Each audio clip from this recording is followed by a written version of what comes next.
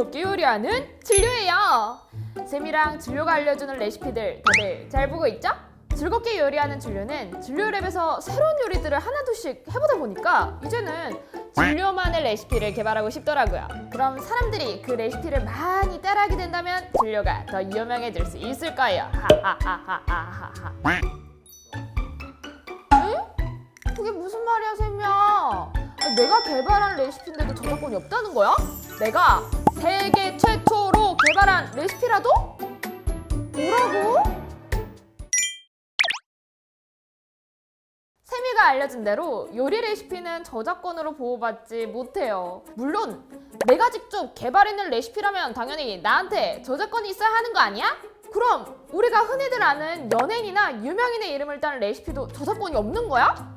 라는 생각이 들 수도 있을 텐데요. 물론 이것도 우리가 편의상 그렇게 부르는 것 뿐이지 실제로 저작권법에 의해서 저작권을 보호받을 수는 없답니다. 아쉽게도 요리 레시피는 저작물에 속하지 않기 때문이에요.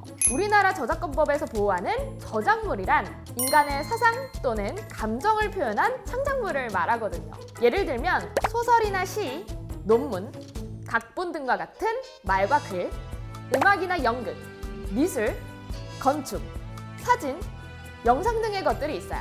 하지만 여기에 요리의 레시피나 아이디어는 포함되지 않는답니다. 한마디로 이런 저작권법상의 기준에서 요리 레시피는 인간의 사상 또는 감정을 표현한 저작물이라고 할 수 없는 거죠. 또 생각해보면 특정한 요리의 레시피를 누가 최초로 시작했는지에 대한 정보가 명확히 남아있지 않아요. 흔히 먹는 계란 후라이나 김치볶음밥 같은 요리 레시피를 최초로 개발했던 사람은 누굴까요? 보통은 아주 오랜 기간에 걸쳐서 각각의 가정에서 부모가 자식에게, 윗세대가 아랫세대에게, 또 특정 지역에서 다른 지역으로 자연스럽게 전해 내려왔고 퍼져왔던 거죠. 또 같은 레시피라 하더라도 각자의 입맛과 취향, 요리를 하는 상황과 여건, 구할 수 있는 식재료에 따라 조금 변형되어 왔겠죠. 또 인터넷이 발달한 현재에는 전 세계적으로 여러 가지 레시피들이 만들어지고 실시간으로 공유되고 있기 때문에 어떤 요리의 레시피를 누가 최초로 개발했는지에 대한 명확한 기록이나 증거를 찾기 어려워 보여요. 어떤 요리의 레시피를 특정 개인의 것으로 정해 보호받기 어려운 거죠.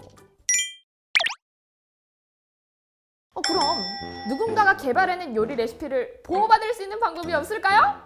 꼭 그렇지만은 않아요. 첫 번째 방법으로는 저작권법에 따라 보호받을 수 있도록 요리 레시피를 담은 저작물을 만들어내는 방법이 있어요. 예를 들면 자신이 개발한 레시피를 사진이나 설명글과 함께 책으로 엮거나 요리 레시피를 영상으로 촬영해서 일종의 저작물을 만들어내면 그 저작물 자체는 저작권법에 따라 보호받을 수 있겠죠? 두 번째 방법은 바로 특허를 출원하는 방법이에요. 요리 레시피도 기존에 없던 음식을 개발한 것이거나 알려진 음식이라도 독창성이 인정되는 경우 특허를 받을 수 있거든요. 특허청에 따르면 독창적인 음식 조리법은 얼마든지 특허로 등록이 가능하고 이에 따라 법의 보호도 받을 수 있다고 해요. 그리고 이미 공개된 레시피라 하더라도 공개된 지 1년 동안은 특허 출원이 가능하다고 하는데요. 그래서 개인뿐만 아니라 기업이나 기관 역시 특정 조리법을 특허로 출원할 수 있는 거예요.